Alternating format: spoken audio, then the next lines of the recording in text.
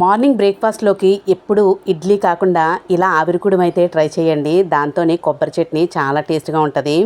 మనకిప్పుడు మార్కెట్లోని ఆవిరికుడుం పెట్టుకోవడానికి ప్లేట్లు అయితే ఉన్నాయండి. చక్కగా వాటిని కొని తెచ్చుకుంటే ఈజీగా ఆవిరికుడుం అయితే ఇంట్లోనే పెట్టేసుకోవచ్చు. ముందుగా ప్లేట్లకి చక్కగా ఆయిల్ అయితే అప్లై చేయాలండి. అలాగైతే ఆవిరికుడుం అనేది ప్లేట్కి పట్టకుండా ఉంటుంది. తీసేటప్పుడు చాలా ఈజీగా వచ్చేస్తుంది. ఇడ్లీ బ్యాటర్ అనేది అందరికీ తెలిసిన విషయమే కదా. ఒక గ్లాసు మినపప్పు నానబెట్టుకుంటే చక్కగా 2 గ్లాసులు ఇడ్లీ నూకైతే వేసుకొని చక్కగా రుబ్బునైతే రెడీ చేసుకోవచ్చు. ఆ ఇడ్లీ రుబ్బుని నేను ఈ ప్లేట్లో అయితే పెడుతున్నాను. మనకి థిక్నెస్ అనేది చూసుకోండి.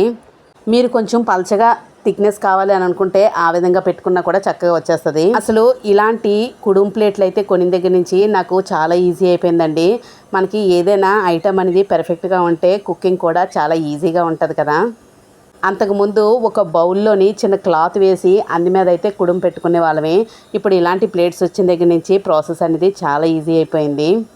మేమైతే ఫ్లిప్కార్ట్లో అయితే పర్చేస్ చేసామండి. మీకు కావాలంటే లింక్ అయితే ఇస్తాను. చూసారు కదా, ఒక పాన్ లాంటిది అయితే ఇచ్చారు. కిందనే ఒక గ్లాస్ వాటర్ అయితే వేసుకొని చక్కగా 2 ప్లేట్స్ కరెక్ట్గా ఫిట్ అయ్యేలా పెట్టుకోవాలి. అయితే ఇలాంటి కుడుం కానీ ఇడ్లీ కానీ ఉడికేటప్పుడు సిమ్లోనే పెట్టుకోండి. ముందు వాటర్ మరిగించేసుకోండి. మరిగించుకున్న తర్వాత సిమ్లో పెట్టుకొని ఉడికించుకోండి. అలా అయితేనే పర్ఫెక్ట్గా కుడుం అనేది రెడీ అవుతుంది. చూసారు కదా, కుడుం అయితే రెడీ అయిపోయింది.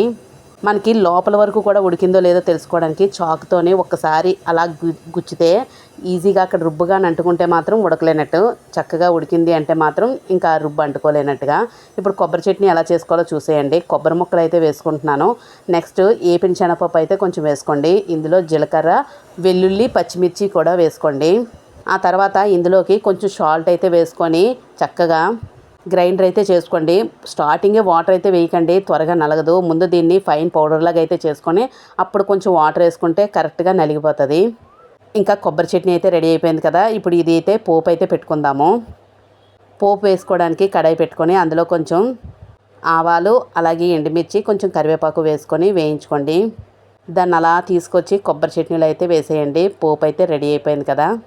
ఆవిరికుడుంకి పర్ఫెక్ట్ కాంబినేషన్ కొబ్బరి చట్నీ. మీకు ఇలా చిక్కగా ఇష్టం ఉంటే చిక్కగానే ఉంచుకోండి. లేదు అంటే మాత్రం చక్కగా వాటర్ వేసుకొని కొంచెం పలచబెట్టుకోండి. ఇంకా కుడుం అయితే కట్ చేస్తున్నాను. హ్యాపీ బర్త్డే కేక్ లాగా అయితే కనిపిస్తుంది కదా. దీన్ని అయితే ఒక 4 పీసుల్లాగా అయితే కట్ చేస్తున్నాను. కొంచెం వేడివేడిగా ఉంది కదండి. చల్లారిన తర్వాత అయితే ఇంకా ఈజీగా మనం తిరగొట్టేటప్పుడు కరెక్ట్గా పడిపోతుంది. కొంచెం వేడిగా ఉన్నప్పుడు ఏం జరుగుతుందంటే వదలడానికి కొంచెం టైం పడుతుంది. అందుకే చల్లారనివ్వాలి. చూసారు కదా, నేనైతే ఇక్కడ తిరగొట్టేటప్పుడు రాలేదు. మనం భయపడాల్సిన పని ఏమీ లేదు. చక్కగా మనకి దోశ తీసుకుంటాం కదా, అలాంటి పాన్ ఉంటే చాలా ఈజీగా తీసేయచ్చు. చూసారు కదా, అస్సలు అంటుకోకుండా ఎలా వదిలేసిందో. మనం ఆయిల్ కానీ ఇలా అప్లై చేస్తే మాత్రం చక్కగా అంటుకోకుండా చక్కగా వచ్చేస్తాయండి కుడుం అనేది. సైజ్ చూసారు కదా, లెంత్ అంతే సైజులోనే మనకి చక్కగా వస్తాయి. ఈ ప్లేట్లు చాలా బాగున్నాయి. మీరు తప్పకుండా పర్చేస్ చేసుకోండి. ఇంకా ఫైనల్గా కొబ్బరి చట్నీ అయితే వేసుకుంటున్నాను. అలాగే నా దగ్గర పండు మిర్చి చట్నీ అయితే ఉంది, అది కూడా వేసుకుంటున్నాను. ఇంకా నోరూరించే ఆవిరికుడుంతోనే కొబ్బరి చట్నీ అయితే యమ్మీగా అయితే ఉంది. మీరు ట్రై చేసి తప్పకుండా కామెంట్ అయితే చేయండి. అలాగే వీడియోకి ఒక లైక్ అయితే ఇవ్వండి.